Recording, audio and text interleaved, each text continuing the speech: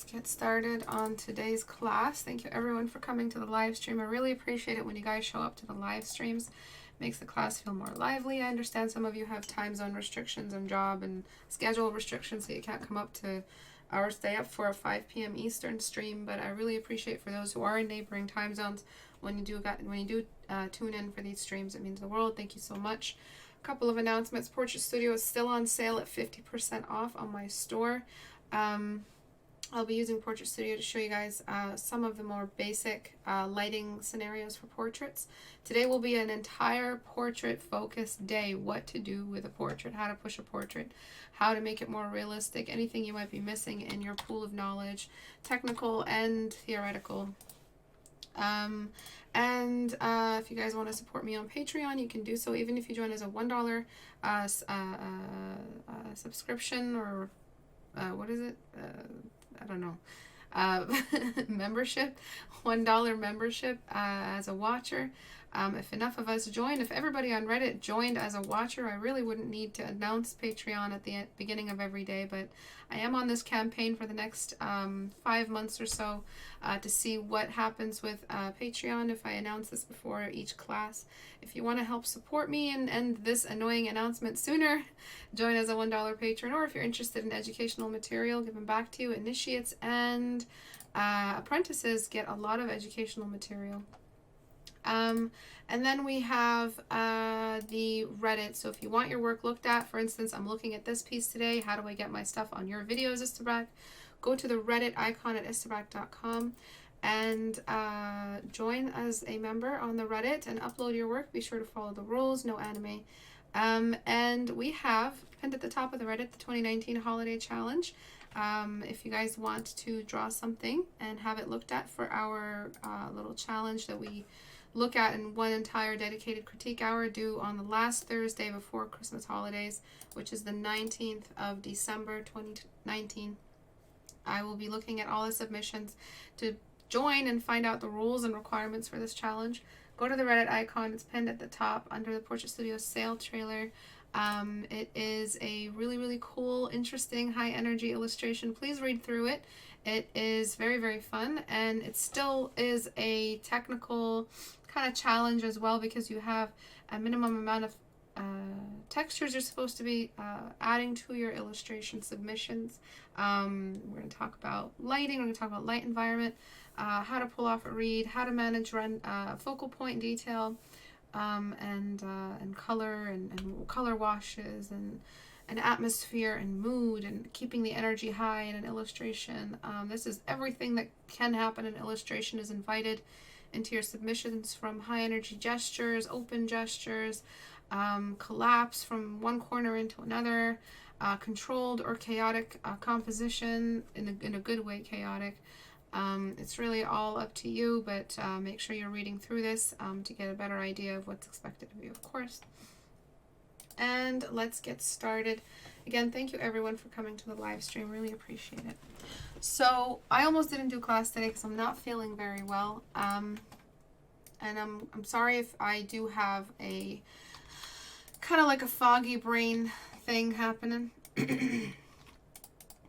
I will try my best not to let it affect my train of thought. Excuse me. Okay, so first and foremost for these submissions, I do not like a white background. The reason why we don't do a white background is because it makes your work look like shiny, plastic, kind of airbrushed, cheap portrait art. It does not look good. Stop using a white background because it'll throw off your values and make you spike too soon into your whites. The object should always typically be darker than the background and the midtones. So I'm only looking at what's happening in the midtones right now so I can decrease these whites. The object here is too big for the environment it's in. So the canvas it feels tight. It feels like it's not a comfortable amount of space or breathing room around the model. Okay. And then we've got some basics that have been just thrown out the window. So when we're talking about a portrait, even if you're going to put hair one day, we are always going to treat, first and foremost, the object as a three-dimensional form. It has to look like it has volume. So the very first object that ever happened at the dawn of time, when this painting was created, what was that object, and how do we make that object reply to the light source and have volume? And then you just work in layers after that. Large to small, largest object to smallest object, all replying to the same light source, responding to the same light source. And that means that the top half, if the light source is top down, the top half of this head is supposed to be responding to that light source. So the top of the head is supposed to be brighter. The bottom of the head, simple brush strokes, is supposed to be darker. Now, how can you argue with that logic? You can't. So then add it to your work. All right, enough of this outlining, because you're still outlining. You're still technically outlining. When you put a thick-ass little brush stroke here, you're still outlining. And you shouldn't be doing that. That's just not fooling anybody, and it's not working, and it's making your work look very, very cheap and like it flattened. It has that flattening effect when you have that thick line hanging around the head. Sometimes it's simple. There's just a continuation of one value, a hard edge, and the background starts. There doesn't need to be any facilitator. There doesn't need to be any value slowly introducing us so we don't get shell-shocked and suddenly see the background. Sometimes it's just that clean. It's just a cliff drop, all right? So just trust the cliff drop of one value into another and just forget about it. There are more of these valleys, there are more of these caves that are large brushwork. And these things need to be done with a sense of courage. You need to have that courage in order to pull these off, because they will benefit you. Just like we completely erase the top half from having any kind of shadow, because logically it should be light in the top down light source. So your foundation shape is not responding to the light source. And so the carrier, the main thing that's making us believe and respect or take your drawing seriously hasn't, the main thing that needs to happen hasn't happened. So I'm dropping the white in the eye. And now I need to go backward and see if I got rid of any of your contrast. Not that your contrast needs to be preserved, because it's not very well placed anyway. But I'd like to not have more work to do. So the eyebrow was of a certain value. I guess I'll just keep that there and redo the eye socket shadow. Alright, so already you got all this dark stuff sitting at the top. That wasn't hair. That's not part of the 14-day challenge, and you know that. You know we don't expect hair. Completely bald. That's because we're trying to remove any aesthetic symbols that might stand in the way of you developing a more concrete skill set that is not dependent on the glam and the sparkle of accessories, which is hair, any kind of stuff happening around the eyes, excessive specular lights, anything that might, little tricks and glitter that a highwayman might use to trick you. I don't know where all these narratives are coming from. And now we're blocking a little bit. I don't know what kind of highwayman walks around snapping his fingers, tricking people, but and I'm using just like a mid-tone value here to block out some of the major forms, elevations, whatever you want to call them, anything that is different, that has entered a new neighborhood or a new behavior or a new direction in the surface areas. Any kind of change is separated by a block.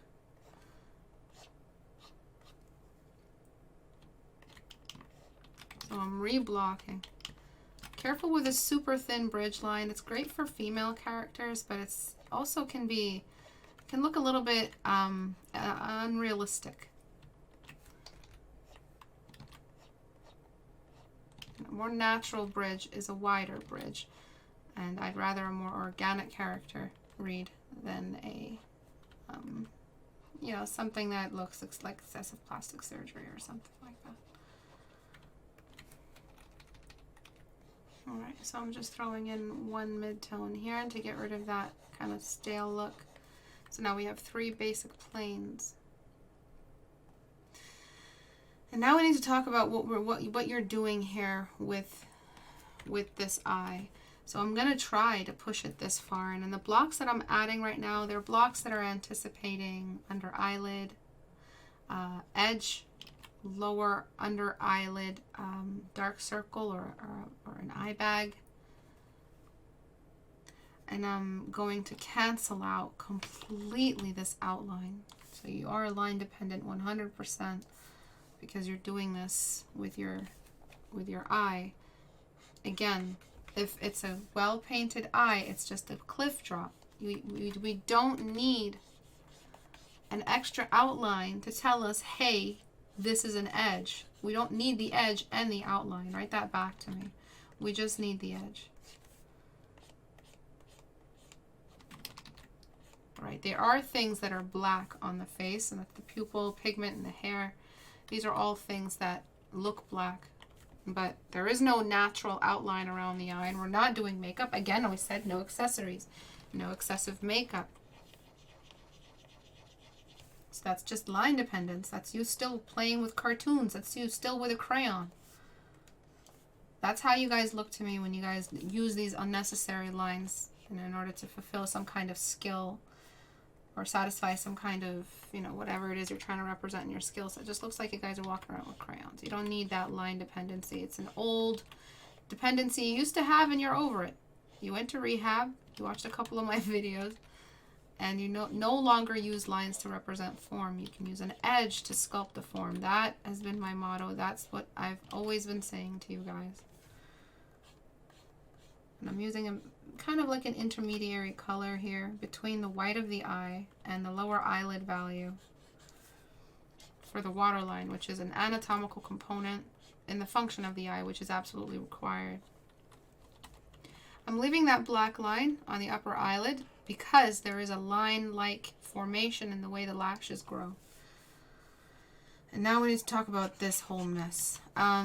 So you've got, let's outline. Let's count together how many patches we have here. So we've got patch number 1, patch number 2, patch number 3, patch number 4.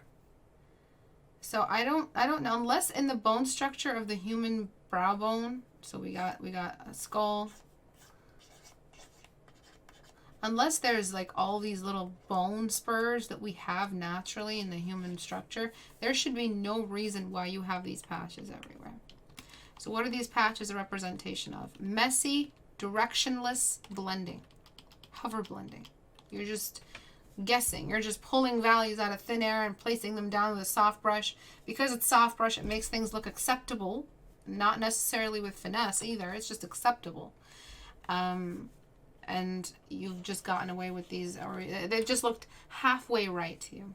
But if you think about it, what shape are you representing? There should be a shape you are representing in the brow bone that should answer all of your questions. And if you did enough of these, and we're not a lazy artist, and we are all lazy when it comes to form studies. If you did these form studies, you would see the shape right away, and you would never make this mistake again. It's just a cylinder. The brow bone is a cylinder. And all you lazy pants out there who are not doing your form studies, you're basically not learning how to blend when you're not doing form studies. Let me just say it in a different way. When you don't do form studies, you are staying sucky at art. Do you get it? When you're doing form studies, you are keeping your mileage low. When you're not doing form studies, sorry. When you do form studies, you keep your mileage high. When you're not doing form studies, you keep your mileage low. When you don't do your form studies, for every form study you don't do, you're adding a month of extra crappy time you're spending as an unprofessional artist or an artist that is just bad at drawing.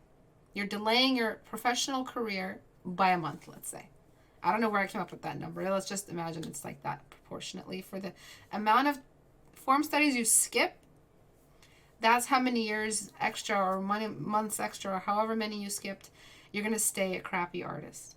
All right? Form studies are important. It's where you learn the basics. It's where you practice. It's your field, track and field.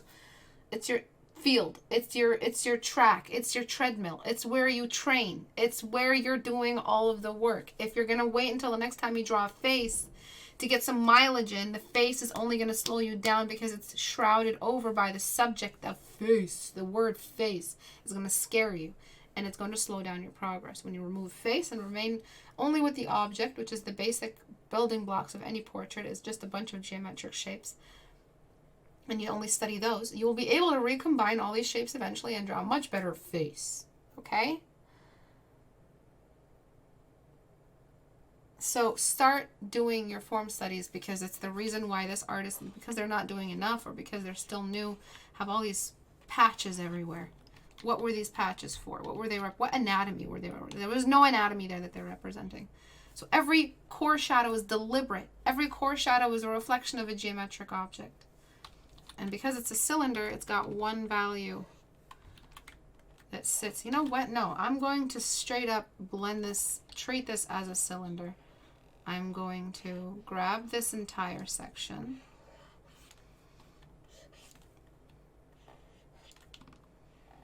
Copy paste it into a new layer. Turn off the portrait and just render this as a cylinder, just to show you, sons of bitches, how easy this is to do. Of course, we're going to have to adjust the cylinder's edges to match the head flesh, but we will do that in a second. All right. So one simple core shadow, the cylinder is top-down lighting. That means we have one essential value sitting at the top half, one sitting at the bottom half. Guess what? That's it. That's all you had to do. That was it.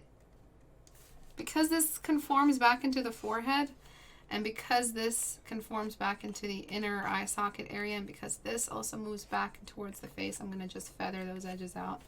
But that was it. That's all you had to do in this area to make it make sense. And then I'm just going to find the eyebrow again. Lower the opacity. Find the eyebrow. All right. That was it. That was the reason why the eye was, what is that? What was going on there? There was no sense there. And when you start thinking like this, next time you look at a reference, what's going to happen? I need somebody to answer that question. I'm not just, I'm going to answer it. I need somebody to answer what next time, if you do this enough and you start thinking like this, what happens the next time you look at a reference? Somebody answer the question.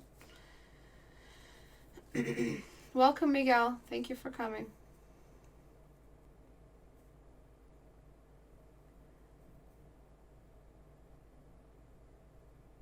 That's all it takes, Ed.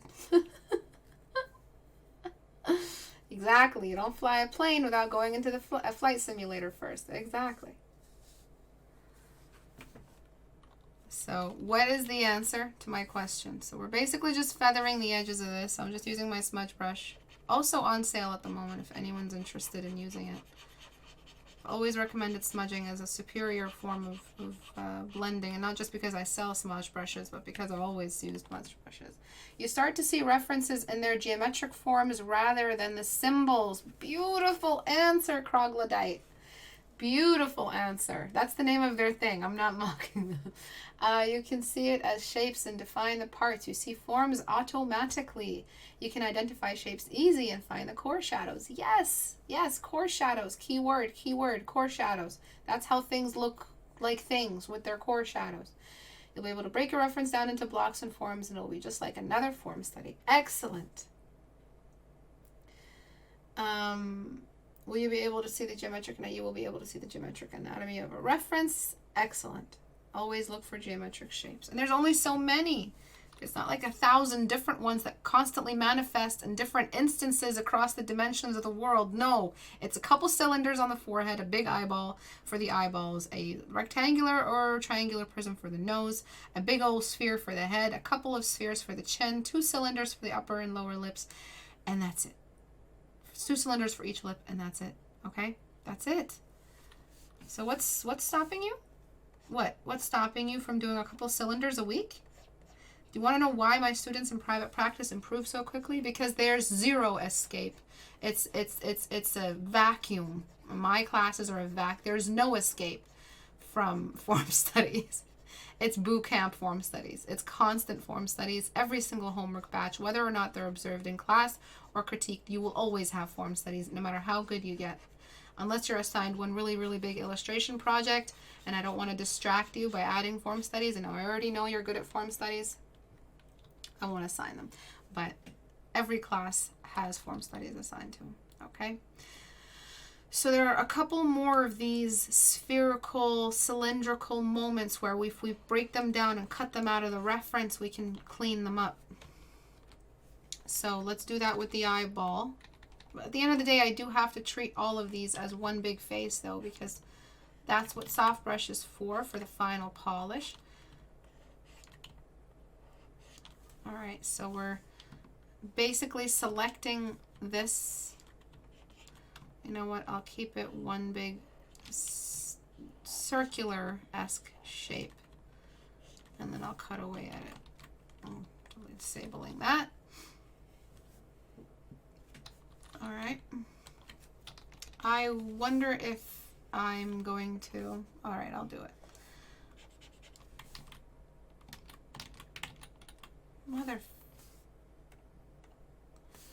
All right, so locking the layer, and I'm going to get rid of all of this. I'm going to render it as an object in top-down lighting using radial shading.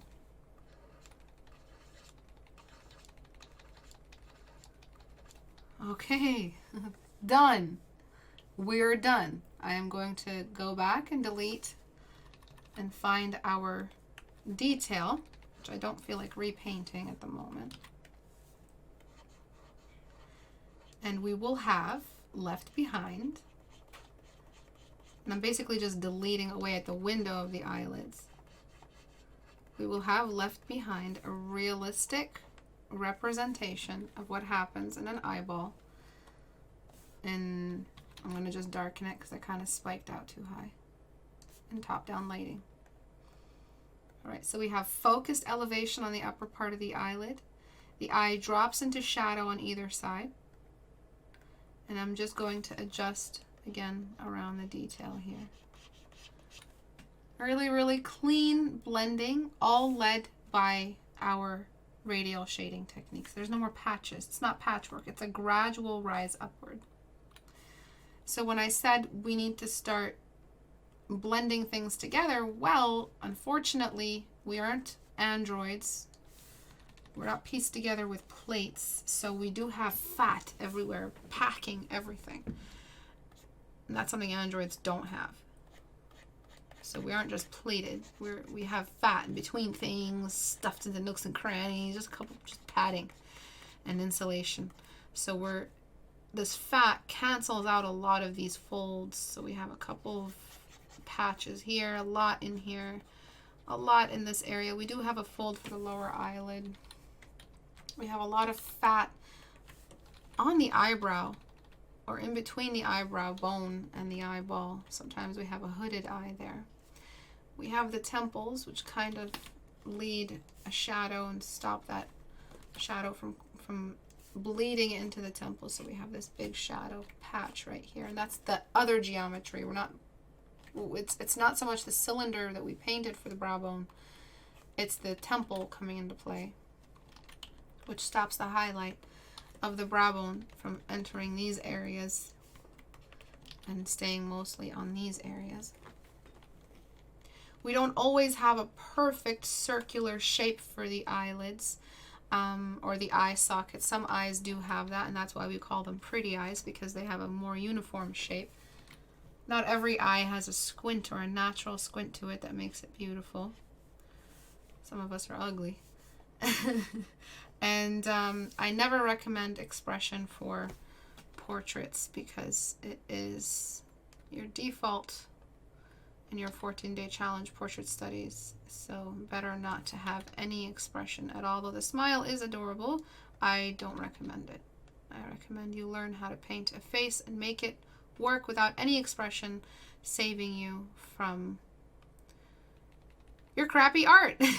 Reveal its crappiness in all its glory so that you can just put it behind you no pun intended, and move on to the next study as soon as possible. Okay, so I'm now going to blend from a distance. Again, this is part of that polish stage, but technically everything is right where it's supposed to be. A couple of issues that you have is the eyebrow is patchy. The eyebrow is also done with this weirdo brush, I don't know, that you're using. Is that my brush? And you're kind of trying to enforce some texture. Bad, bad, bad, bad. Okay, don't ever do that again. Don't ever use a brush to create some kind of auto texture for you while you're drawing. It's either you manually bring in the texture yourself when it comes to the eyebrows or any kind of hair. Don't ever expect a brush to do automatic rendering for hair, especially hair, the most dangerous one to, or fur or anything like that, the most dangerous one to mess with, because it'll look fake, it'll look gross, it'll look like bad graphics, really. So we're using the outdoor value to bring it down, and by the tail of the brush we're automatically or indirectly creating the texture of hair, meaning there's strands of hair.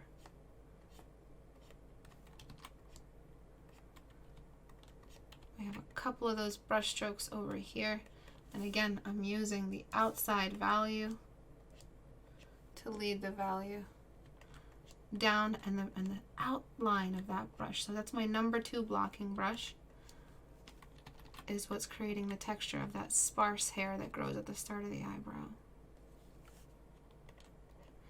All right, then the eyeball itself that you've drawn, we have a cast shadow off the eyelids. That's a valid value that you do have, but it faints down too low. It's ridiculously fat for the lack of lashes that you have here.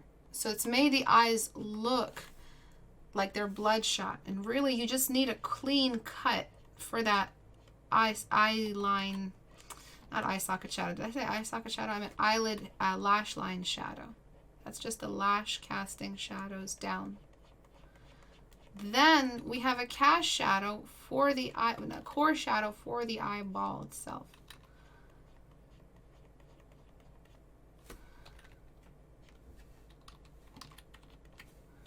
That you're missing.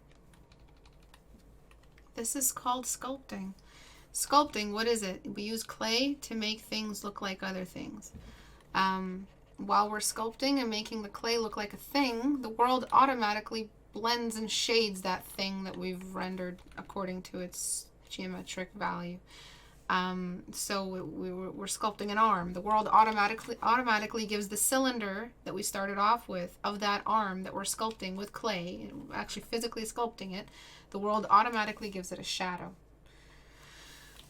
When you draw, you don't get automatic shadows. You have to manually draw in the shadow. So when you're drawing, in order to make things look realistic, as you bring in the core shape, which in this case was an arm, was a cylinder for the arm, we have to give that arm its core shadow because we're sculpting.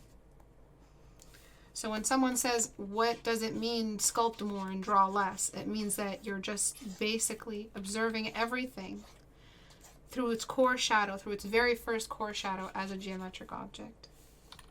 You're sculpting with a big piece of clay, and you've given that piece of clay a core shadow, and everything on top of that, which is the sphere, everything on top of that also gets minor little core shadows, because in your world, you are the automatic lighting control in this 2D world where we don't have a third dimension. So everything that I did today is the example of that. The cylinder, the sphere, the big sphere of the head are all ways I have applied sculpting. Alright, so I'm zooming out. And I'm just combining the socket with the temple. And now I'm blending smudge brush very, very large on fatty pockets to make the face look a little bit more beautiful. And I'm just going to reblock just to make sure my values are not shared at all. Okay. Same exact reason why I got rid of the shadows of the nose. Geometric anatomy. There's shadows on the side of the nose that aren't allowed to be in there because they're looking up at the light. How are they getting that kind of shadow? And what you've done here, again with your line art, or whatever artist on Tumblr that you watch, or I don't know who influenced you to put a line for the mouth, maybe cartooning, honestly. We're completely getting rid of this line. And we're still going to have lips. Trust me. Yeah, you freaked out. You're having a nervous breakdown right now. Things aren't making sense. It's chaos in your brain. Oh my God, she got rid of the line. What the hell do I do with my life now? Trust me, you're going to be fine.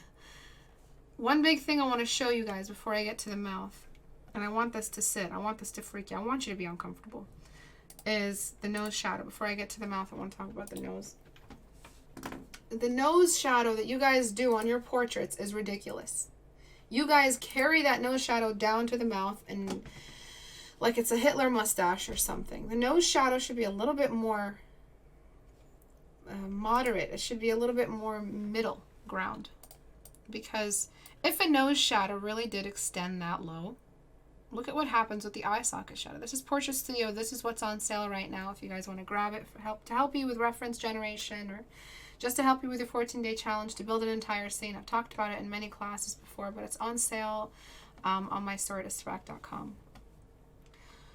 So just have a look at what happens with the eye. What happens to everything else when the nose shadow extends that far? It's already such a far-reaching... I'm sorry, I completely blanked out. It's a far-reaching feature that it's going to do a lot of damage if the light is not pointing down at a 45-degree angle. So look at the arrow. It's a look, this is when the light is directly top down. This is when the light is just a 45-degree. It's a nice lighting. It's still top down. The nose is still a highlight. The forehead is still a high point. The light isn't on top of the head, as you can see. That's bad lighting. Bad lighting. Unflattering. Dramatic. What we'd use in movies if we're showing the villain or showing the murderer, right?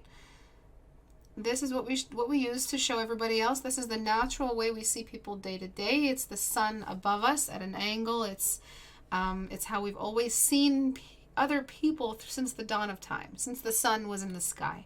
So we're programmed to like this kind of lighting. This is dramatic. It's kind of like even draws out a skull shape, as you can see. This is not something you do unless you're trying to dramatize your portraits. As well as this, which is also something that this motherfucker's in the way, that we use to create the feeling of drama. All right. Because we never get light in this angle unless it's a flame or a fire, and it distorts the human face. This is the portrait lighting that we all use in practice. It's the one you see in every splash art unless it's dramatized. Okay, so this nose shadow here is just another sign that you haven't picked up a sculpture, or haven't looked at lighting, or haven't looked at the real case of this object in light. The only way you have done this is, the only way you approached this portrait world is by what you've remembered, or what some random person told you in a critique.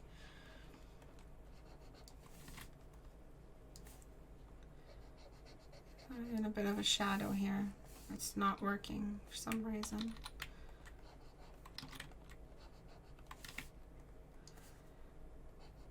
So I'm just creating a really, there's no cast shadow here. There's no brow shadow.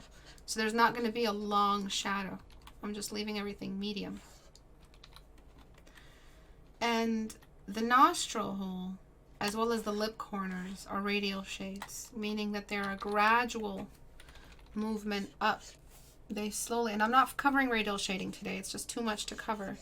It's too much knowledge to just try to fit into one 45-minute class. So please, let me show you how to do it. Let me just hold your hand and do it with you. Go to YouTube. Go to my videos. There's a little magnifying glass, or whatever that is. Search radial. You know what? Just the word radial. Right? You'll see a ton of videos explaining what it is. All right? And why it's important. please go there. Because it explains what it is, and it's just the object radiating its value from its highest or lowest point. It's either a radiation of white or a radiation of black. And you see how I'm gradually building these steps leading into the nose.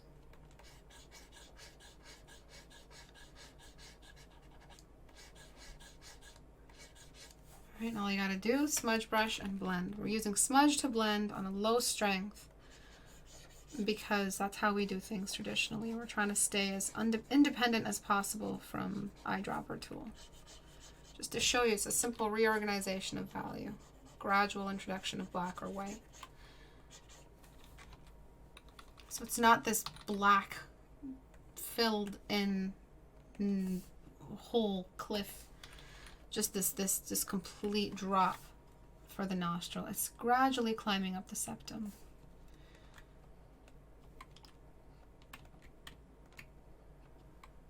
I'm just doing the rest of this from bird's eye view because I like to work from a distance. And then this cast shadow for her skin tone. Her skin tone is a bit washed out, honestly.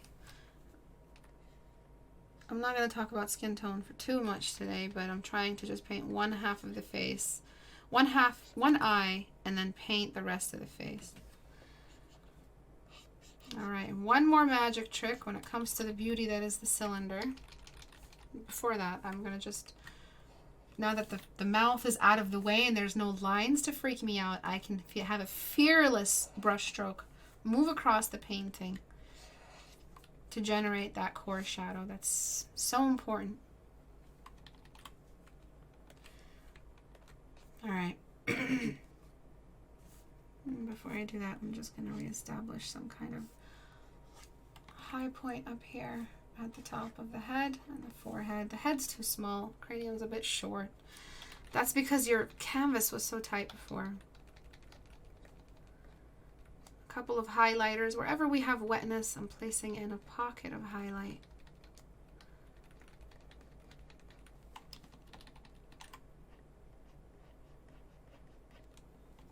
Any moisture. Sometimes there's something is moist just around the nose right here. Alright. And then sometimes we have a bit of a sweat glisten or something like that just along the cheekbones. Just like that. Alright. So the mouth is two cylinders, one over the other. I'm going to paint both cylinders separately. Actually, I'm going to keep it nice and clean. One basic cylinder here.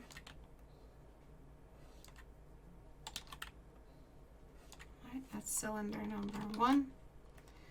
And then one basic cylinder flat. Remember, I have to merge these later, but this is essentially what you're supposed to be seeing. One cylinder there. All right, let's do cylinder number 1. Remember, it's super easy. It's just, whoop. And, oops. Didn't lock the layer, son of a cow.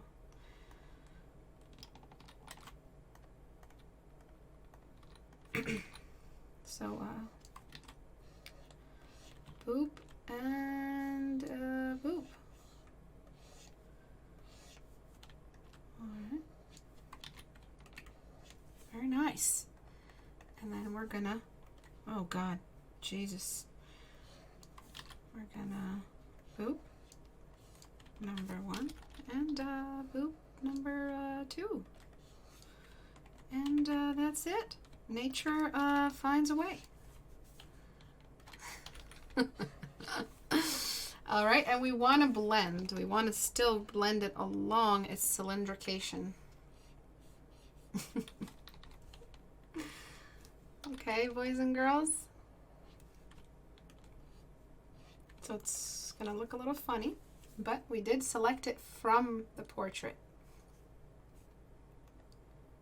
Okay, and that's exactly what you should have. I don't care if it looks funny. Remember, we're not androids. I will be adjusting these. So I'm going to adjust number, actually I'm going to adjust number 2 on number 1 by moving number 1. And then by extending number 2. You just watch. Shut up and listen. Just watch. I know it looks weird. Just listen. And I'm moving it up so that the indent of that Cupid's bow is visible. I'm going to adjust the contrast as well, but this is technically what's supposed to happen. Just watch, just watch. And then I'm going to connect the edges. I'm going to decrease contrast here. And then I'm also going to blend out, because what's the secret to a well-rendered lip? What is the secret, boys and girls? Somebody answer the question. All right, and this is all that's left. This is it. This is all that's left to make this mouth work with its surroundings. So remember, this is how it looked before. You depended on the lipstick to pull off a read. There was nothing going on other than the line you used. This is what needs to happen in your brain to make things look realistic. But there's one step left. What is it? I wish there was a beginnings list. Which list videos? There is a video list, but I'm not going to hold your hand through the basics and give you endless resources with a lot of information.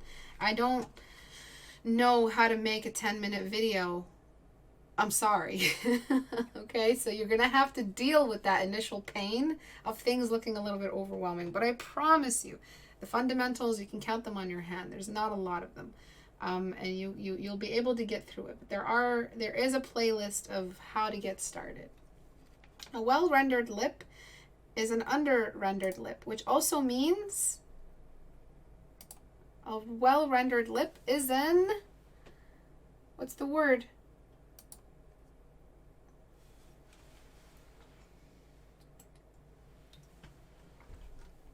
Come on, boys and girls.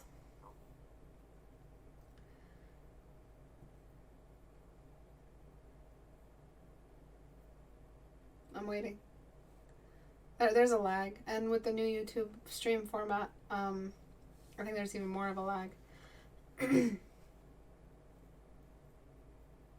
you guys know that if I put my videos as not suitable for children, there would be no live chat? Come on, you guys, what's the word? How do I... You dumbasses. Blended, thank you. So what we got to do is blend out these lips here.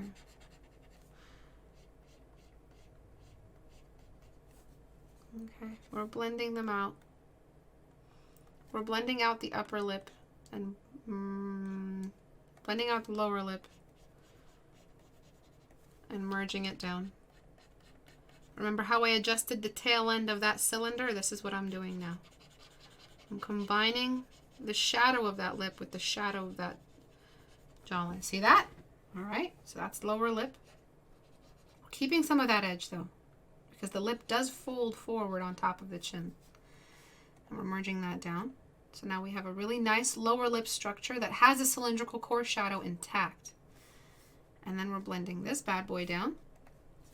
We're adjusting the core shadow to match the Cupid's bow we now have added to this core essential cylindrical shape that we just did, that ghost shape that sat on top. We're getting rid of these dots because that's all they are. They're not representing anything. Just combining them with the upper lip.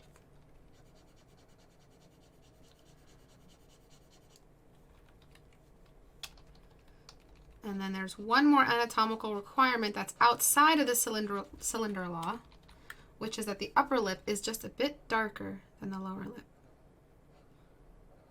It's not lipstick, it's just that the pigment is darker. And just have a look at that.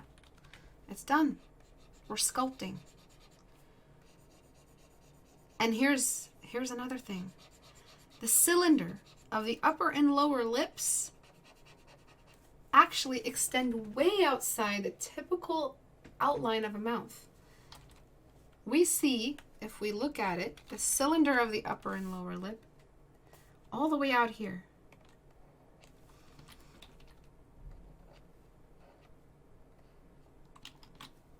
So we extend that core shadow all the way out there. It's part of that beard shadow, that core shadow that sits on the lower half of the head. Same with the lower lip.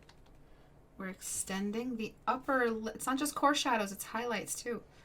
The upper half of the cylinder extends all the way out there. It's magic, no?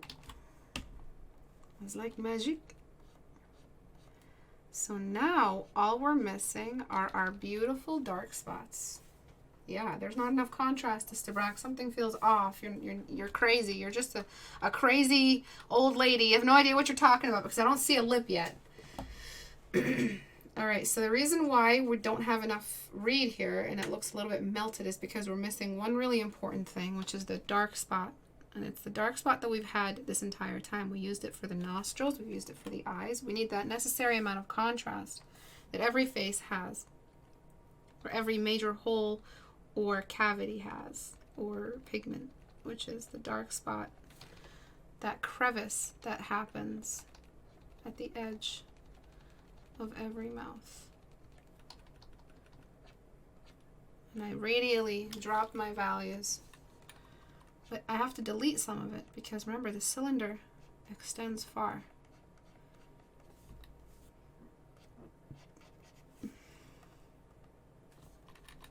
All right.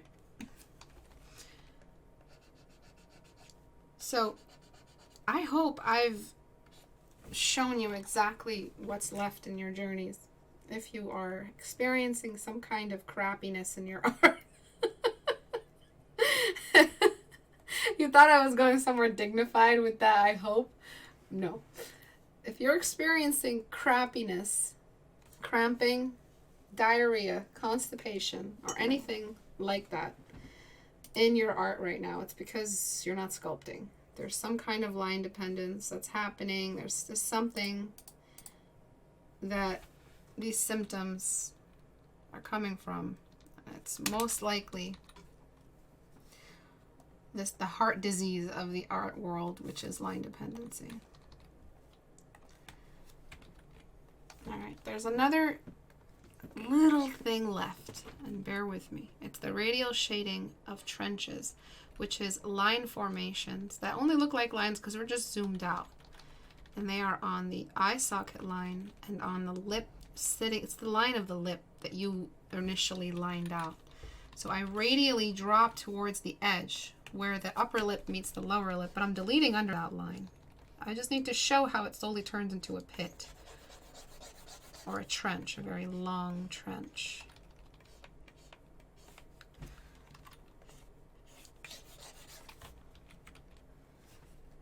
See that? Look at the mouth. That's radial. That's not a line. All right, and then there's exactly the same thing for the eye socket. We can duplicate that and have it sit a bit darker.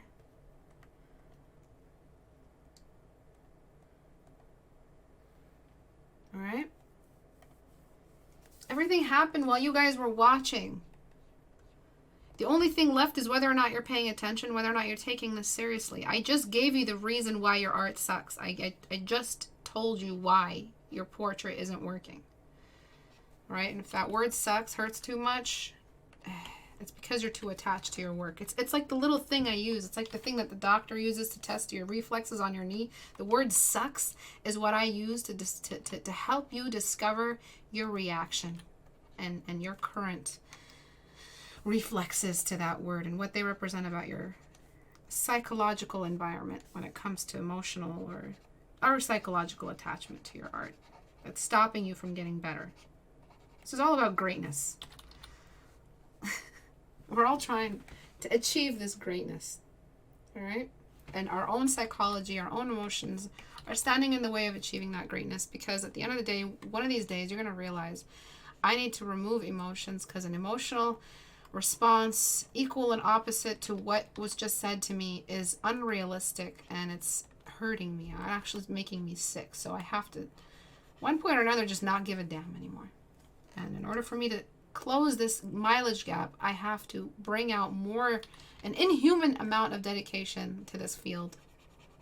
And emotion just muddies it up. Emotion can be a beautiful motivator, but we more likely as artists have negative emotions than positive ones, especially when it comes to pride.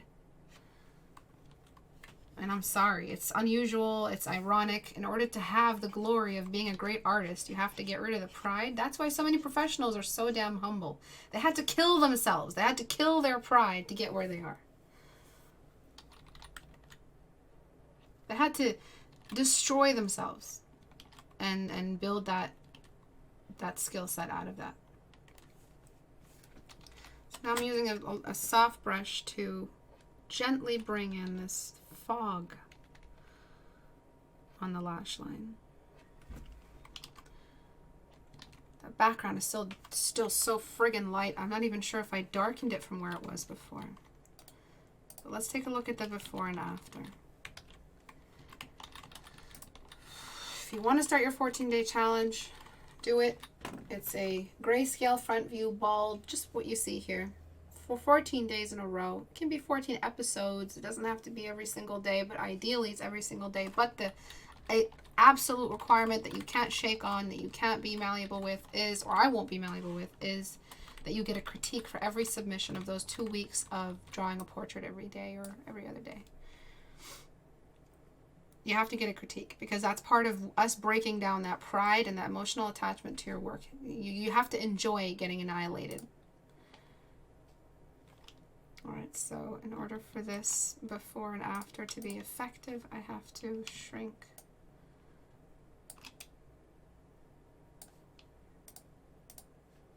this portrait.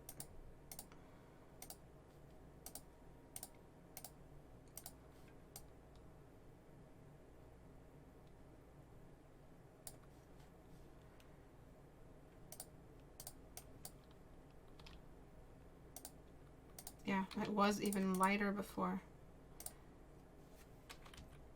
Take a look at that. Before. After. One of these is realistic. One of these is a sketch with a couple of really messy values thrown on top of it. One of these is realistic. One of these, the soft brush came to life on its own and just ran across the painting. Okay, the soft brush is crazy. It needs to be put on a leash. You have to work with it with some kind of purpose, some kind of directive. That directive is based off the geometric anatomy that you're using that soft brush on, cylinder or sphere. Soft brush, the reason why it's popular is because it blends as you use it, but you have to do that right as well. There's no free for all. It's going to do the work for you. There's no brush that does the work for you. There's a thinking involved. It's not a lot of thinking. I mean, we have it pretty easy as artists. There's not a lot of thinking. There's no program we have to learn like AutoCAD or some kind of statistics input program or Excel. Like, it's not like we have to learn these fucking programs. It's just a painting program. It's stupid proof. It's Photoshop. I know there's a learning curve. There's always a learning curve for anything, but the real challenge is the mileage and the discipline. I would say we didn't get it easy there. Art is difficult only because of the mileage and discipline and the fact that the brain doesn't like to think in 3 dimensions. But we have it pretty easy, you guys. There's not a lot of mathematical or physical theory behind the concept of light on form. And there's one more thing. That's a pocket, that's radial, which is the shadow of the head on the neck. 2 brush strokes, one laid on top of the other. I'm using opacity to my advantage. And now I'm deleting with my blocking brush a nice amount of texture to it, just so I can have some kind of like painterly imprint.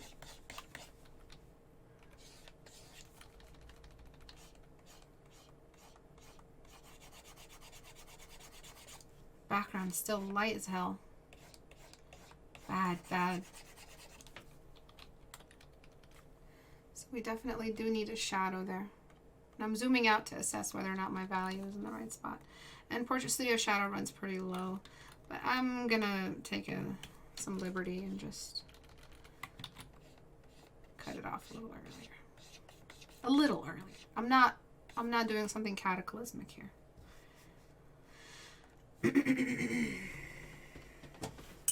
The curse of the living soft brush is to roast some teaches at the same time. There's no better way to teach Abdullah Hamid.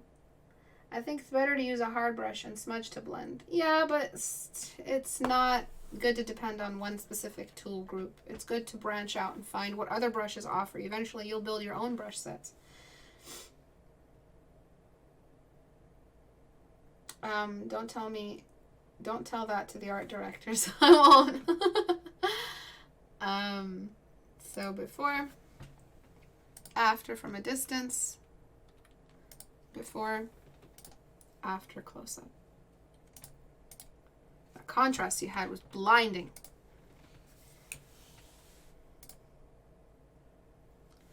All right, so this eye is a bit high. I think it's from your piece as well. All right, I hope you guys learned a lot today. If you guys want Portrait Studio, you can find it at istebrak.com in the store tab. It's currently on sale at 50% off. If you want to support the channel, you may do so. The tiers start at just $1 a month and go up to $20 a month if you're interested in educational material. Given back to you through the Discord, where we have critiques and homework assignments due every single month. It's low pressure. It's not like private tutoring, but it is still, you are still held accountable for the work that you submit. You are still critiqued, and you're expected to join the monthly challenges. If you're there to just observe and learn, that's also encouraged as well. If you want to submit your work for critique and have your stuff looked at, sometimes I look at 14-day challenge submissions. Go to the Reddit icon, so istebrak.com, click on the Reddit icon here to join, and you'll be directed to Reddit. Please join and submit your work. If you want to join our holiday challenge, it's currently up and will be due December 19th, before we have a break for Christmas holiday. I won't teach after that until the 2nd of January. On the first day back, which is Thursday, January 2nd, 2020. So it's a really, really cool challenge. I might give you guys a mini Christmas challenge, but I'd like to encourage those who want to take on a big illustration to try it. But there might be a mini elf challenge handed out on the 1st of December. Just a small little cute sketch thing. It's like little Christmas creatures. You know, like those little weird puffy things from League of Legends. Something like that. So it's a Christmas creature design, and it's cute little creatures. They're fully rendered and everything, but it's just a lineup of cute little creatures that I might assign you people. And that's it. Thank you guys for watching. Any questions at all before I head out? Doesn't look like there's any questions. Oh, Glenn has a question. Sometimes there's a shadow from the top lip on the bottom lip. How do you draw that without the shadows of both lips blending together? It's just a cast shadow. It's literally just this. I'm gonna grab this brush right here. And throw it right on top, just like that. I'm gonna blend it out just like this. Make sure it has the shape of the object that's casting it. I'm gonna zoom out, see if it looks good. And it's falling a little low, so I'm gonna just do that. And I'm gonna blend it out because the light isn't shining directly only on the lips, so there's gonna be a diffuse to the shadow. And that's it. Done. It's just a small little indicator. Remember, the lip is over blended in order for it to look like a lip, because it's all mushy. There's no bone there. We don't have any geometry there. That'd be really weird if our lips were hard. Okay? It'd be very weird. It's like a material that they're made of that's like cartilage. Ew! You know, they have to be, in order for us to be so flexible while we speak, they have to be mushy and fat and muscle and skin. Thank you everyone for joining. I'll see you guys on Tuesday the 19th at 5 p.m. Eastern Time. Bye everyone.